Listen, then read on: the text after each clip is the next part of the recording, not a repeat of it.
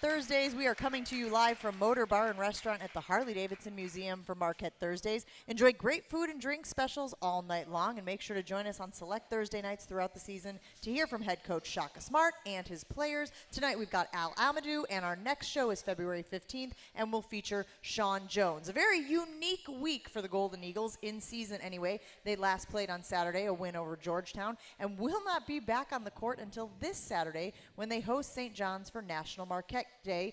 By the way, there are a number of celebrations planned in communities all over the country for National Marquette Day. You can check out the Marquette website for a list of activities, pre- and post-game gatherings that are happening this weekend. We'll talk about that a little more later in the show. So Marquette, of course, has now won 6 in a row after that 34-point victory over Georgetown. That is certainly worth a round of applause.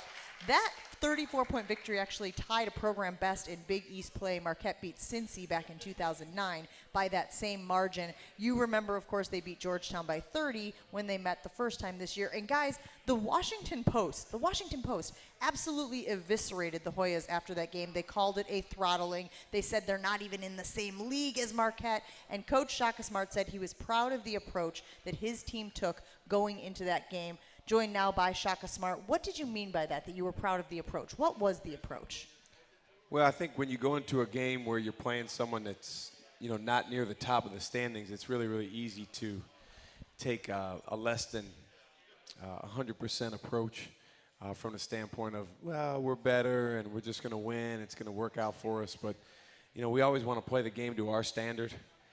We wanted to go into the game with an extreme level of aggressiveness. Start the game on the defensive end, getting our hand on the basketball, on the offensive end, playing really fast. And we got kind of a Christmas present in February with Cam Jones, being able to play. And that gave us a lift, and I thought our guys had really, really good aggressiveness and connectivity throughout. So many things for us to break down in that game, but let's talk about Cam since you brought him up. He did miss most of the previous 2 games with the ankle injury. And you had said that in walkthrough, you weren't even sure if he was going to go. How did he end up on the court? Yeah, we didn't have him included in anything that we did in the walkthrough because if you remember, Cam's so crazy. Like, he tried to play in that Seton Hall game. What'd you call him, irrational? Irrational for sure, in the best of ways. But he just couldn't move. And then the next game was against Villanova on the road. And I think he kind of knew, it still wasn't time. But he hadn't been moving well in practice. But, that walk through the morning of the Georgetown game, he didn't really say much. So we just kept doing what we were doing. Then in the warm-up before the game, the assistants came and got me, and they said, we think he could play. Do you want to put him in the starting lineup? And I was like, I'm going to come out and see it for myself because you guys didn't give me a very good heads up in the Seton Hall game. And so I came out and I looked at him, and I thought that he looked like he was moving well. He had good bounce. So we threw him in there, and he was terrific. 7 threes in that game. He looked confident, a career-high 31 points in 21 minutes. What value does having Cam Jones back on the court bring this team? Gravity. He pulls defenders to him more so than anyone else on our team. There's a level of respect that he carries in our conference with the other teams, with opposing coaches. So just him being out there creates more open opportunities for the other 4 guys. And then he can get going making shots. It's been a while since he shot the ball that well. It's amazing, though, how an injury or an illness can sometimes focus a player on just doing what it takes to be out on the floor and take your mind away from the worries and concerns about, I've missed this many or I'm shooting this percentage.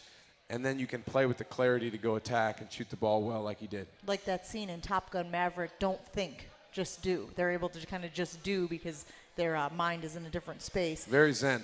We had talked about, what did you say? In the circle. Yeah. Yeah. For sure. Flow. So we had talked about the theme of the Villanova game being relentless. What was the theme of the Georgetown game for your squad? You know what? I don't even know because I'm on to the next one. I have it in my phone. No, I'll pull it up. When you're a coach, you try to focus on exactly what you're doing. Let's see, game themes. Georgetown was called Kill Zone. And so for us, as a lot of our fans know, when we're in a kill zone, that means we have 2 stops in a row and we need 1 more stop to get the kill. And it's a very, very important point in time, because if we get to stop, that's 3 in a row. It's very demoralizing for the other team, and it's huge for ours. If they score, that's 2 or 3 points for them, and it kind of stops our momentum. Well, we felt like this Georgetown game was a kill zone game in multiple ways. Number one, it was the 5th game out of 5 where 4 of them were on the road. Number 2, we had this bye week coming up. And then number 3, there had been, we thought too many kill zones of late that we did not capitalize on, and the other team scored. So we kind of utilized that as a theme, but as you can tell, as soon as the game got done, I'm moving on to the next one. Yeah, which is a great mentality for you to have. But I want to talk about the deflections from last game, because it is another thing that you guys focus on. You guys had 35 points off of turnovers. What is contributing to that success right now? Well, we had 37 deflections in that game. That I do know. We really emphasized trying to be disruptive. Coming into the game, they had a leading scorer in the conference in Epps, number 10 for Georgetown, and we wanted to do a great job making him inefficient. The game before, Epps had shot the ball 27 times against Providence, and so we knew with his ability to score and shoot, if he got that many shots up, we better be making him miss. And, Stevie set the tone early on. Chase went in the game. Zaid went in the game. As a group, we defended him, and he ended up going 2 for 8 for the game. So that was huge to kind of cut off the head of the snake, as we like to say. And then the guys did a really good job playing team defense, flying around and rotating. When we did put 2 on the ball and trap, we fixed it well. And as you mentioned, when we did turn them over, we did an awesome job capitalizing on those turnovers and scoring. We want to talk about the shooting as well. In the last 6 games, so during this win streak, the Golden Eagles are shooting 54% from the floor overall, better than 40% from long distance, which I know there were some moments during the season where that wasn't all coming together. Both of those marks are well above the team's season-long efforts. But it is a win streak, and there are challenges that come along with that as well. What are the biggest challenges that your team faces as you continue to put win after win after win on the board? Yeah, I think desperation, making sure that you still have the same degree of desperation, even though you've won your last few, as you had when, for instance, we lost 2 in a row. I mean, there was a major extreme desperation in that home Villanova game on MLK Day on January 15th, and that led to us being so locked in and focused. I believe we only had 3 or 4 turnovers in that entire game. And so human nature dictates that you might not quite have the same level of desperation or urgency, but we can't afford for that right now. We've got St. John's coming in here. We beat them by 1 point at their place. I'm sure from their standpoint, they're looking at that game and saying they felt like they should have won, or if they'd have made one of their, they had a few shots down the stretch that if they'd have made, they easily could have won the game, including one at the buzzer that if it goes in, they win by 2. So we've got to try and make sure we put everything we have into being better than we were the first time we played them. And I'm sure they're going about it the exact same way. I can tell that your mind right now is singularly focused on that game on Saturday. How much have you talked about that? Because the other unique thing, and we touched on it at the beginning of the show, is this is a mini bye that you guys are kind of experiencing right now. Instead of playing twice a week, you guys have this week-long break in between the games. So how do you continue to make sure guys are focused? How do you make sure that the complacency doesn't set in during this semi-off week? Well, I work for a coach that once said we're in a daily battle for the hearts and minds of our players. And we've amended that statement. Now it's an hourly battle. So we just work at it. We try to spend time around these guys on the court, off the court. You mean from an attention standpoint, like being able to We're in an hourly battle for the hearts and minds of our players, just like, you are with your own kids, when they get to a certain age. We are fighting to have mind space, in their minds. We're fighting to win over their hearts. And there are a variety of factors that push the other direction. And so there's no magic formula. There's no switch we can flip. It's a matter of spending time, building connection, giving them, real evidence as to why they should continue to own our way, and then making sure they're helping each other with that. You had touched on playing for each other, winning, and urgency. Were those some of the messages that you were hammering home this week?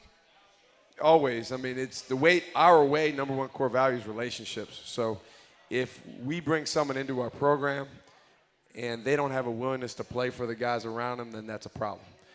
So we really try to do a great job in the recruiting process, making sure that we attract young men and families, because the family really, really matters, that value relationships, want to play a team game, want to contribute to the success and growth of those around them.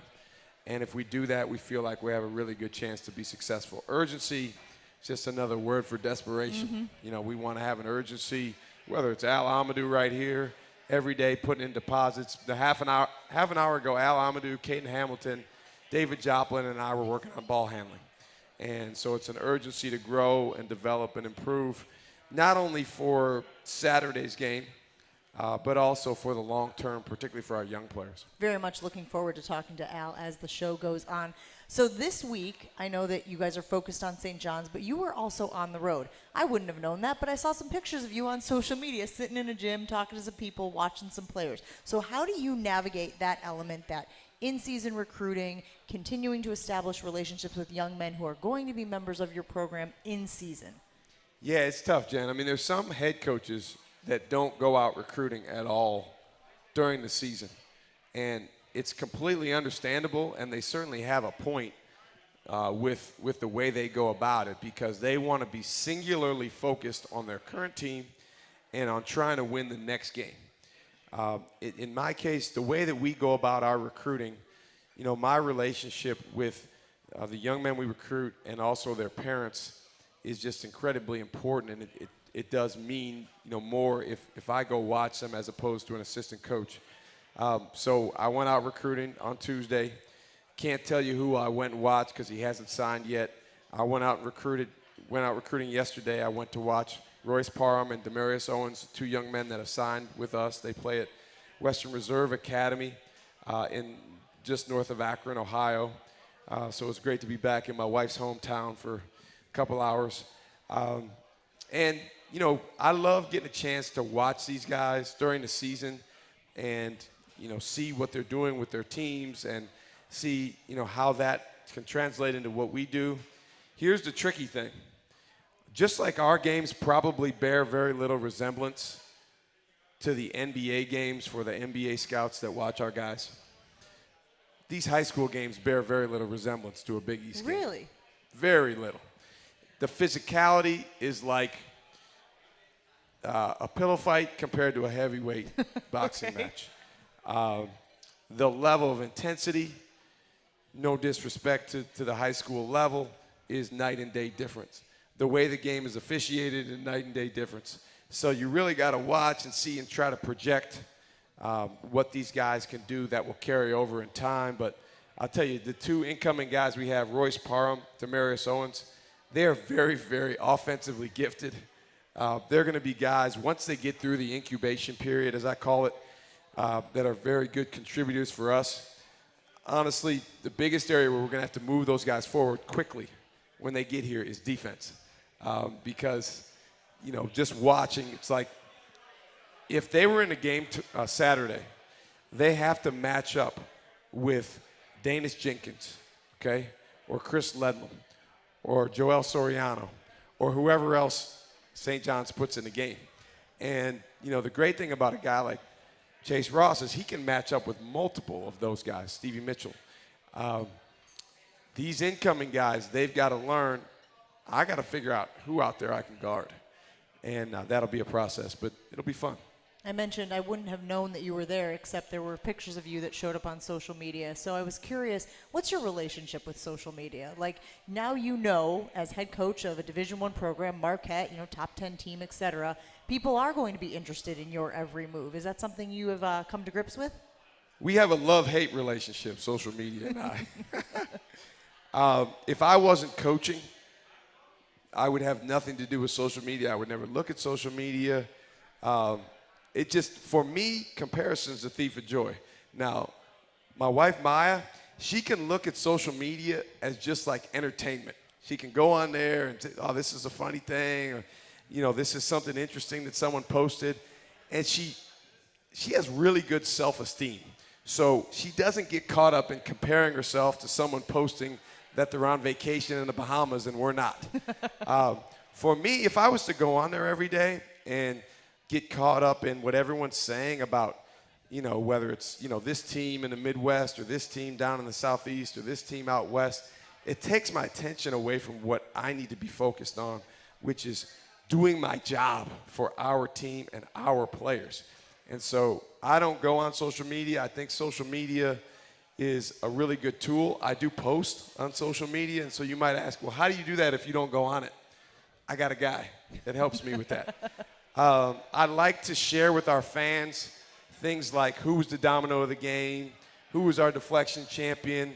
A couple weeks ago, I posted an unbelievable picture of Jarrell, Wes, and Dominique, maybe the best class ever to come into Marquette at one time. And I simply said relationships, growth, and victory because that picture says a million words about those three core values. So I think it can be powerful to use as a communication tool. But as a player or as a coach, if you get wrapped up in all the good things people are saying about you on social media, then you're going to be bothered by the bad. It doesn't work that you can just look at the good and then ignore the bad. And so that's what I try to get Tyler and Cam and Jop and all those guys to understand, because people can be brutal. I mean, go back and look if it's still on there. I don't know if these things stay on there, about what people said about Tyler Kolek after he went 0 for 7 against UCLA a little over 2 years ago. And he internalized that. He's on the bathroom floor crying, mostly because how he played, but then also it doesn't help that people are, maybe trashing him. So to me, I would rather a player just completely ignore it and stay off of it. But these guys grow up with it. They grew up with it. So I don't know if it's completely realistic to just turn your phone off and completely never look at it. Well, and it always reminds me of what Nick Saban always says about the positive feedback. No matter how well you're doing, that he considers rat poison, and that it will kind of take you down with it, similar to what you're saying. We got to take a break here on Marquette Thursdays with Shaka Smart. Guys, enjoy an artfully stylish experience at St. Kate the Arts Hotel with deluxe accommodations, culinary creativity, on-site art galleries, and nightly live music. You'll enjoy every element of your stay at St. Kate. Learn more at their website, stkatearts.com, stkatearts.com. More with Shaka Smart right after this on Marquette Thursdays, live from Motor Bar and Restaurant at the Harley Davidson Museum.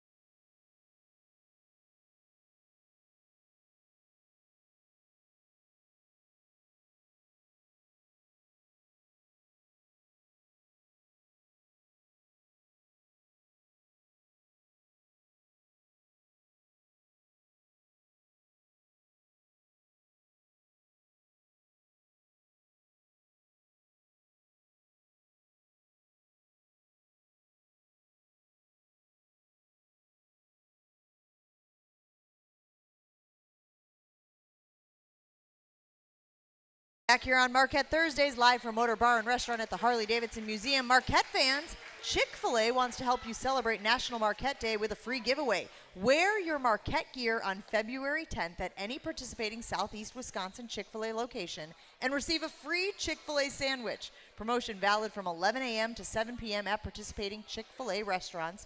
That is only on February 10th. Offer not valid at the Fiserv Forum location. I got to say that because I'm sure there would be a long line of people wearing Marquette gear at the Marquette game trying to get their free Chick-fil-A sandwich. So we mentioned that Saturday is National Marquette Day. That's an annual celebration that brings Marquette Nation together in pride and spirit to honor the values of the university. In its present form, National Marquette Day has been around since 1992. There are going to be tons of people getting together. 50 locations representing multiple states from Alaska to Hawaii, New York, and everywhere in between to cheer on the men's basketball team. We also have events scheduled in Paris and in Puerto Rico. You know what a big deal National Marquette Day is. What messaging do you tell your team about this celebration of the entire fan base coming together? Well, honestly, for our team, we want to recognize that this is a very important day for Marquette. But we also want to make sure that our guys know we're going to focus on what we can control. It's not like we want to win any less if it's not National Marquette Day. So we have to be careful that we don't, create an avoidance goal just because there's things going on from Paris to Puerto Rico.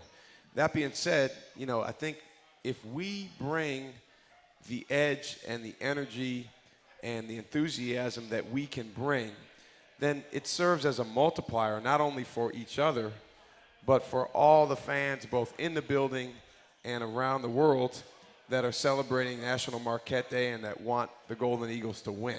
So our focus is on controlling what we can control and making sure we bring energy to each other and also to our fans. Fans pay a lot of attention to the rankings. Of course, people are putting together mock boards for the tournament and things like that, trying to figure out where Marquette could be based on the success they've had and the projected success that they will have. 2-0 last week. You were bound to move up from the number 9 spot. Also losses by North Carolina, Houston, Tennessee, Wisconsin lost twice, and Duke.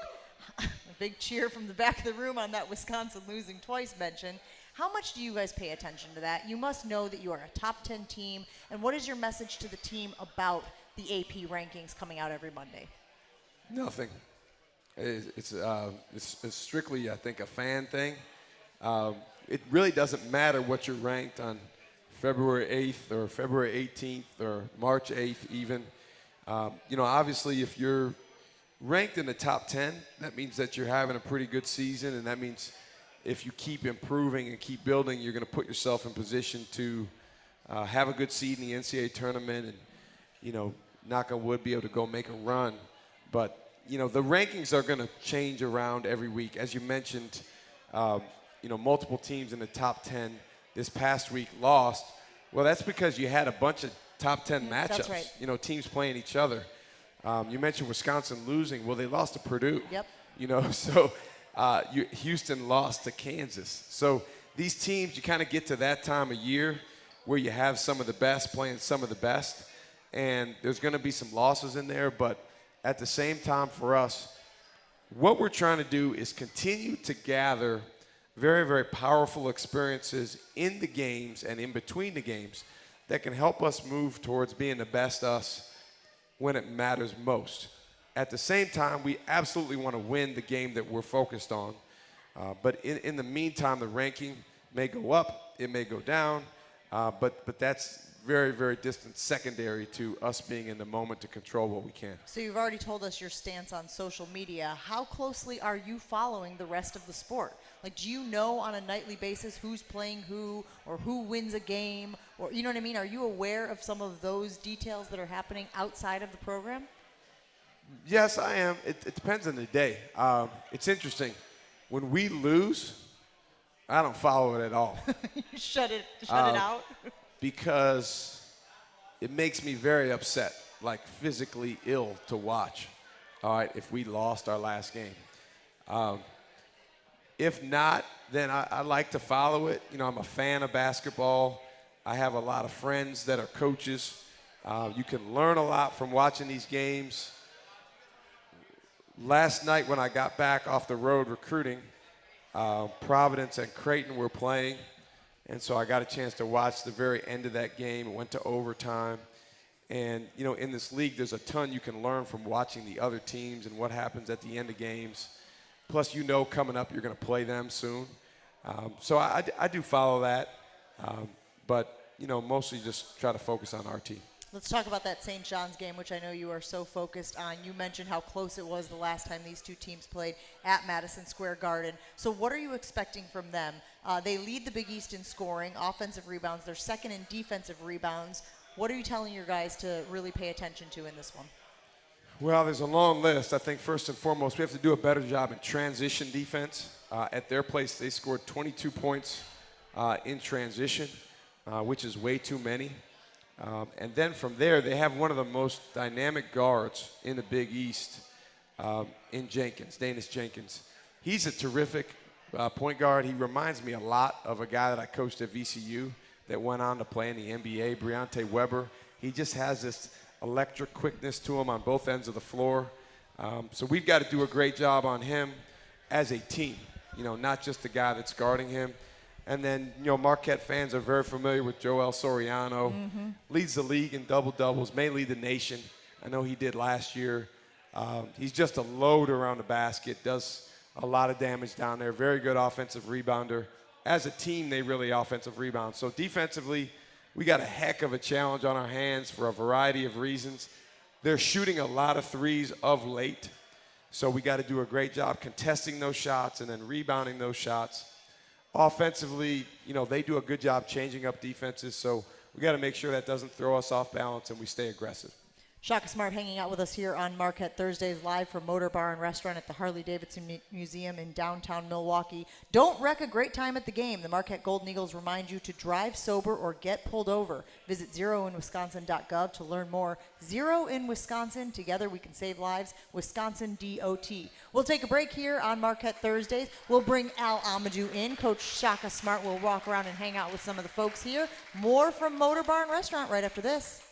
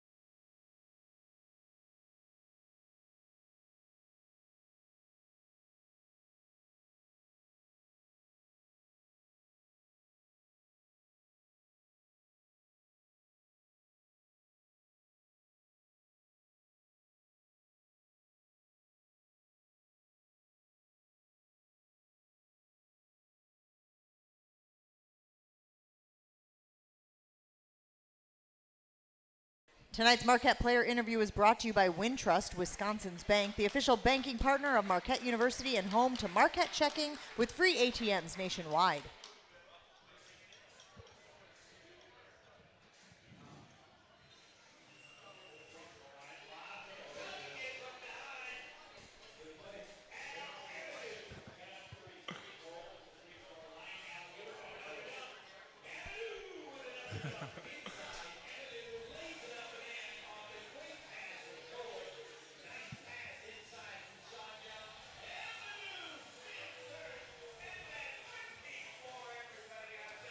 Where are the highlights?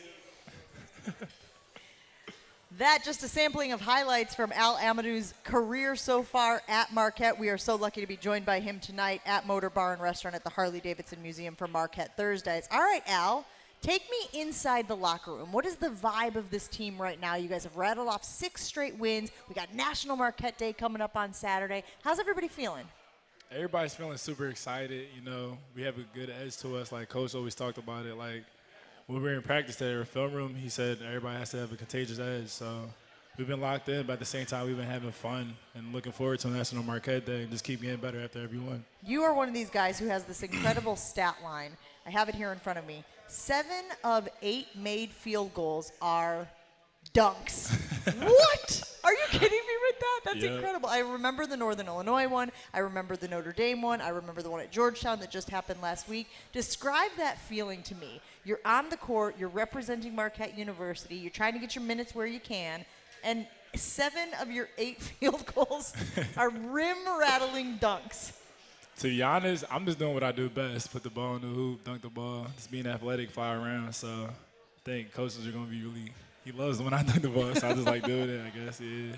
It feels really good for sure. Like, I just love, like, getting the guys excited, seeing the bench, like, go crazy, and then it's just a good feeling after. Just get back on defense, though, for sure, or coach is going to be mad. So we are talking with Al Amadu here on Marquette Thursdays. One of the great little nuggets from your journey is that you didn't start taking basketball seriously until 8th grade. In fact, is it true that you were cut from the team in 7th grade? Mm-hmm. How did you get to here? Because most people who only start a sport seriously in 8th grade are behind the 8 ball. They can't catch up to the point of playing collegiate basketball and, oh, by the way, playing at a Division I program in the Big East. So explain to me how you were able to accelerate that process so well. So I can summarize that real quick. So basically, I think me not making the 7th grade team kind of gave me motivation because I honestly, like, I literally started playing basketball, like, in 8th grade. Like, never worked out, nothing, couldn't dribble, anything. So I went to the YMCA one day, and I met Coach Jay. Shout out Coach Jay. It's Coach Jay, by the way. Sorry, I said that wrong. But he was a local coach around there. He had a little own travel team. In the Philly area. Yeah, like, kind of in the suburbs because I was living with my mom at the time, but he worked me out like every day, and I just got better. And then I ended up playing with the same organization with Stevie Mitchell. But I was on a younger team because, you know, he was a couple grades ahead of me. So I got better from just playing with that team, and I was locked in. It was all about development and just relationships, just like Coach Smart is. So that's what got me here because I know they were huge on that. So I just got better every day, worked really hard, and just, yeah. What do you remember about the recruiting process? Do you remember it being surprising, considering where you had come from and what your journey entailed? To be honest, yeah, like my first offer was my sophomore year. It was after I played Jalen Duren in high school basketball game, and I had a really good game, hit like 2 threes or something, and I got to stop, and I came in for like 5 minutes, like, so. No dunks though, huh? No dunks, this threes, but it was just really surprising to me because I didn't think I was really going to take it. I didn't think basketball was going to be something I could, like, in the future, that I could, like, really lock into and, like, take me somewhere in life. So now that I'm here talking to you, like, this is all still, it's very new to me, but it's exciting, and I'm ready to learn about everything. So I think, yeah, the recruitment process was definitely crazy. It was really different for me, but it was fun, you know. Soccer made it a lot easier as soon as you slid the offer. Yeah. I'm sure it took that pressure off. Coach said that Sean Jones played a role in your basketball journey before Marquette. What was that? When did your paths cross? So we didn't literally, like, see each other, but I used to watch these YouTube videos when I was in middle school, so that's what got me wanting to try out. I wanted to try out, and I got cut, but those videos like inspired me to like even pick up a basketball and I started going to the park every day, and I saw Sean just like he was doing all these crazy moves at such a young age. Like I was just trying to copy him, so it's funny how that came around. I'm actually playing with him, and this is my guy. And I can't wait till he comes back. He's gonna come back stronger than ever, so I can't wait for that. What type of impact is he having on the team right now? I know he's been around a little bit. He's traveled occasionally. And why is it important to have him around?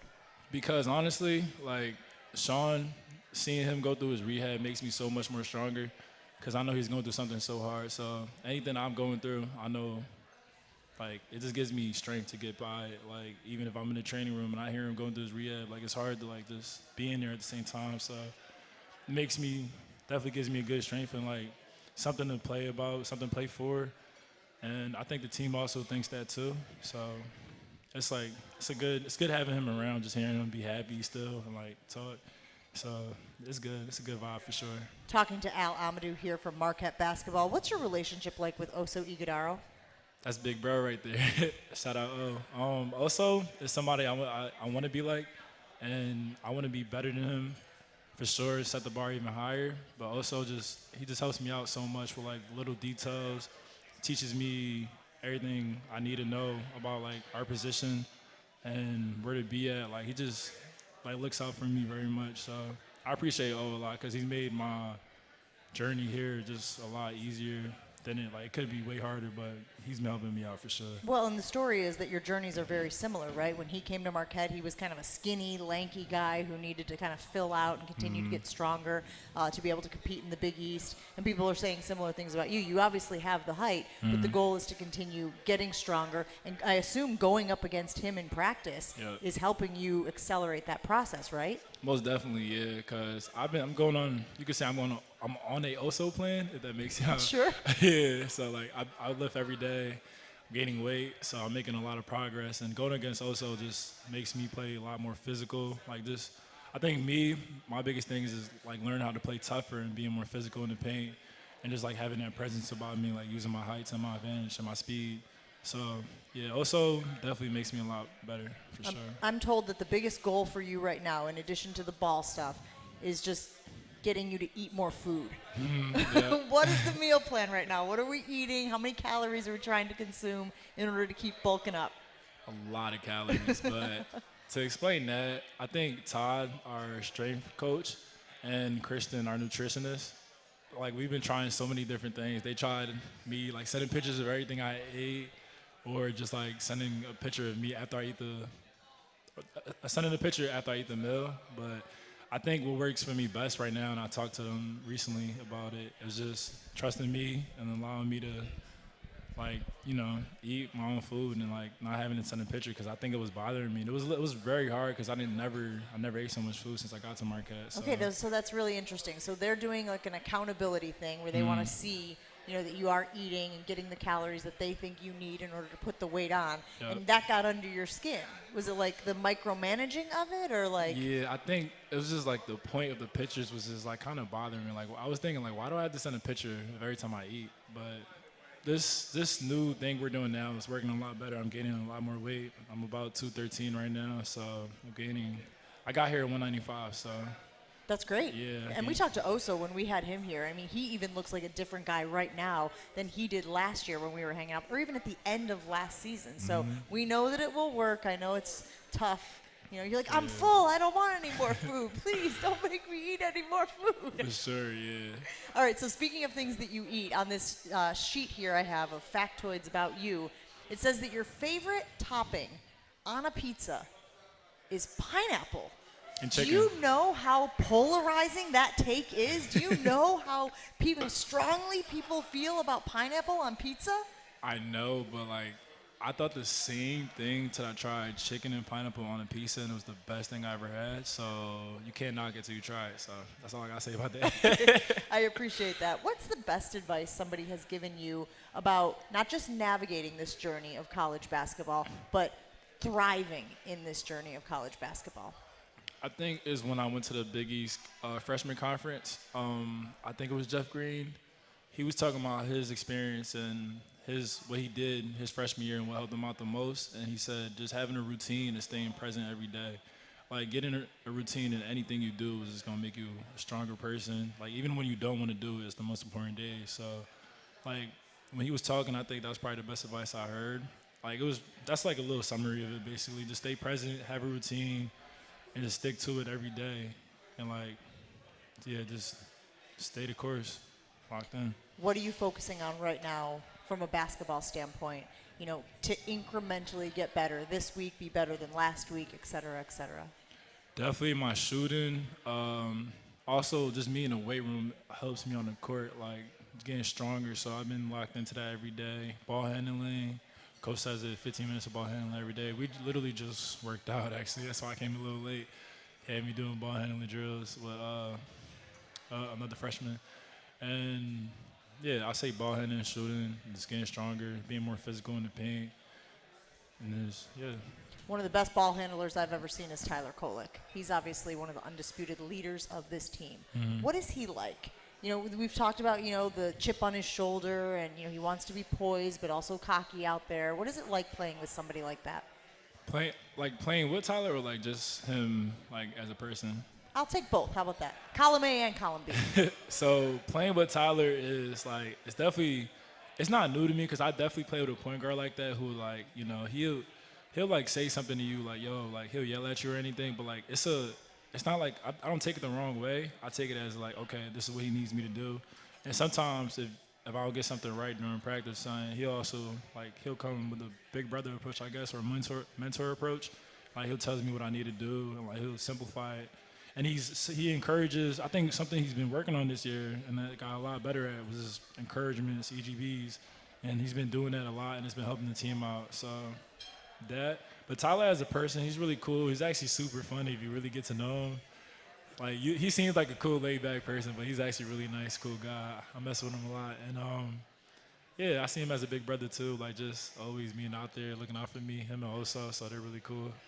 So yeah, I'll say that. You guys are in the midst of a bit of an off week, right? You played on Saturday, you play on Saturday. Usually you have a mid game in there to kind of break up the week.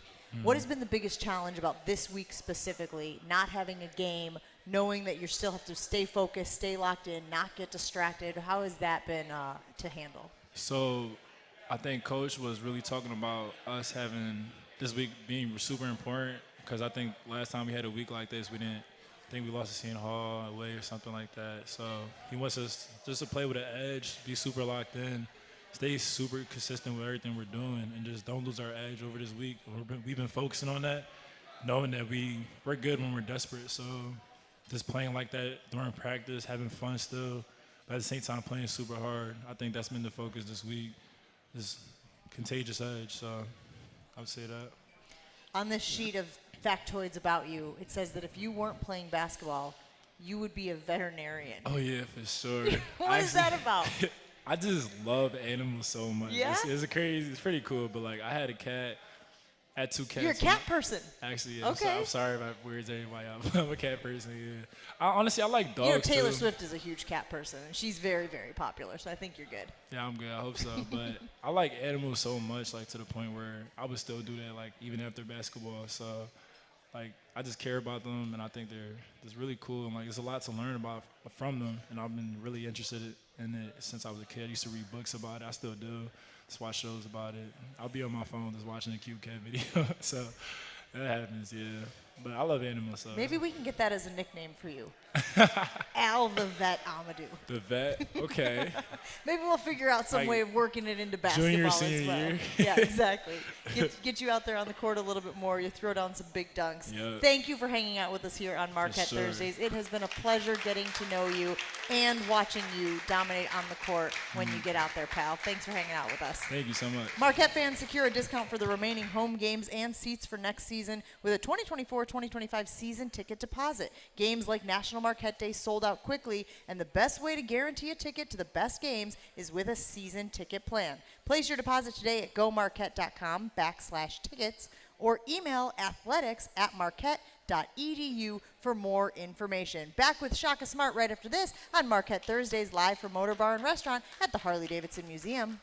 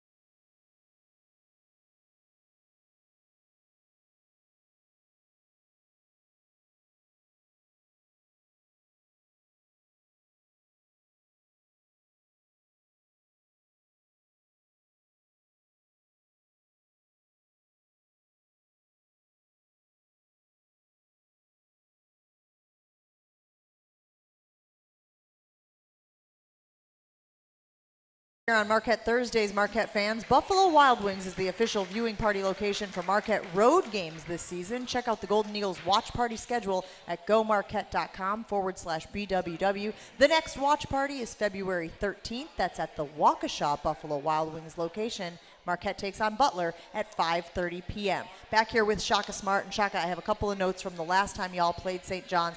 Marquette went 6 of 20 from three-pointer, went 3 of 9 from the free throw line, and St. John's out-rebounded Marquette 41-28. Which of those three things is most important to get the victory this time? I mean, they're all important. If you remember, we were 0 for 11 in the first half. So that means we were 6 for 9 from 3 in the second half. So we'll take more of those halves where we go 6 for 9. We shot the ball really, really well in the second half. Only getting to the foul line 9 times and then shooting 33% from the line is not a formula for winning, so that needs to be better. I don't know that we necessarily will out-rebound St. John's, but the biggest key is for them to not get too many points off of their rebounds. And then we got to just make sure that we are as disruptive as we can be on our defensive end, because that's when we're at our best, when we're playing with great defensive energy.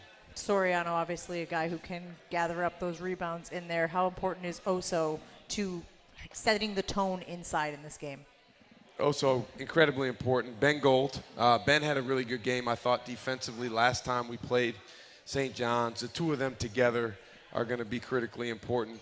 And then, with the way we play, we switch a lot. So sometimes it's going to be our smaller guys down there fighting like crazy for position against their bigger guys. All right, Shaka, enjoy National Marquette Day this Saturday. Always a pleasure hanging out with you. Thanks for bringing Al as well. What a lovely young man he is.